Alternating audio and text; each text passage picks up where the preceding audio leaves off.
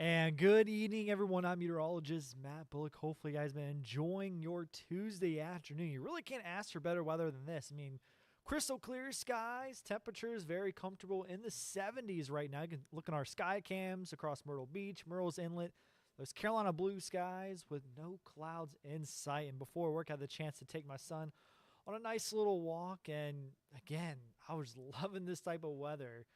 And pretty much we are giving you the first alert to a breezy evening with winds gusting up to 20, 30 miles per hour. Those winds will continue to settle down later tonight. And then as we into the rest of the week, it's going to feel a lot like spring, comfortable weather with plenty of sunshine. But we will start to see those rain chances returning as we head into the weekend. We're watching that severe weather threat as we head into Sunday. But look at those current conditions, temperatures.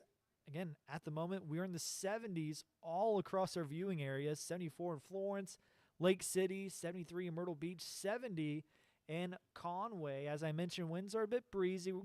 Right now, we lost our data over Myrtle Beach and North Myrtle Beach, but about 35 minutes ago, it was gusting around 20 miles per hour in North Myrtle Beach. But 12-mile-per-hour winds over into Conway and 13-mile-per-hour winds in Loris. First alert radar, crystal clear, not a cloud in sight, and that is all thanks to a high-pressure system down towards the south, and that's going to keep us dry and comfortable for the rest of the work week. Check this out. Look at the setup. You'll see a high-pressure system moving across the state of Florida tomorrow, entering the Atlantic as we head into Thursday. Again, winds will start to shift out from the southwest. This will continue to keep us sunny and warm throughout the work week. So if you want to hit a nice little round of golf, play tennis, pickleball, go for a walk, you'll have perfect weather. Expecting highs to be low 70s along the coastlines, mid to upper 70s across the PD, and a few spots reaching 80 degrees. But we are going to see that pollen count starting to increase later on this week. Today, it wasn't too bad. We had a medium count for pollen, but by Thursday and Friday, starting to reach that very high category. So if you have allergies like myself, especially with pollen, get ready to take that allergy medication, whether it's Allegra, Zyrtec, Claritin, whatever you need.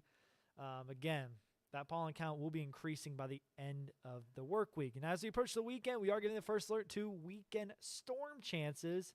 And so basically, if you're trying to make any plans, you can still have your plans. Most of the rain chances arriving later into the day into Sunday. But for Saturday, if you're heading out to the North Myrtle Beach St. Patrick's Day Parade, temperatures will be in the upper 50s.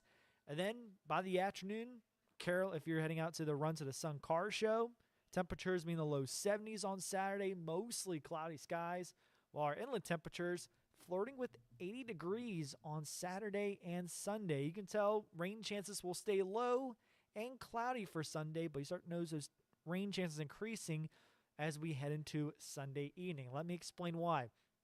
Cold front will begin to move into Sunday evening.